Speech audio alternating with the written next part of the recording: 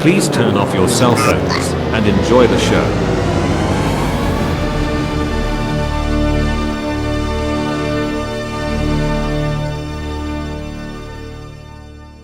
Greetings movie makers, this is Cinematic Productions tutorial number 23. Today's tutorial is how to create characters out of props.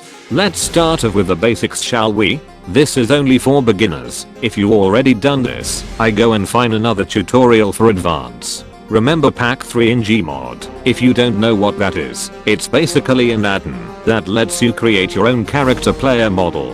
Here I have this thing for an example. It's made out of props, but how is it animated? Well, I have the original character turned off, and it is also being controlled by its movements. The first thing you're gonna want to do is find some props for the model's parts you want. Before we get creative with it, right click on models. Then select add override materials. Then right click on the model again and go to show in element viewer, then model. Now go to materials and right click the material. Then go to add attribute. Then float. Then type in $alpha.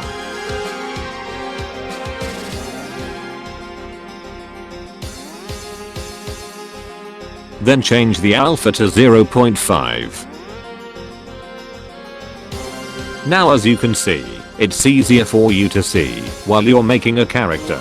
Resize the prop by right clicking root transform, then add scale control to transform.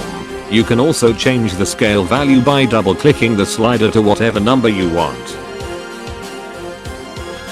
To attach the props on the bone you wanted, drag the bone you want that the prop is on to the root transform.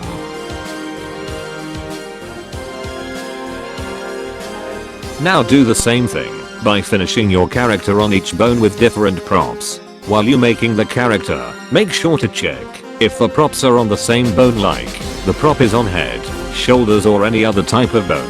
Then attach them. Once you are done with your build, make sure every single prop is connected by moving the model, not the props.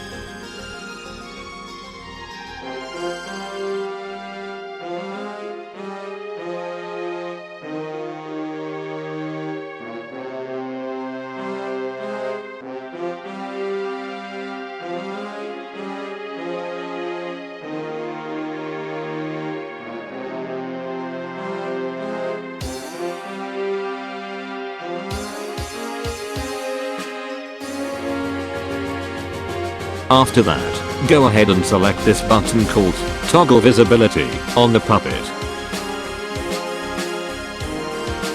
As you can see here, you now have a custom character made out of props. Now go ahead and make sure Show Scene Hierarchy is checked. Then select all by using left mouse click and hold down shift, then right click it, and then select Group Selected.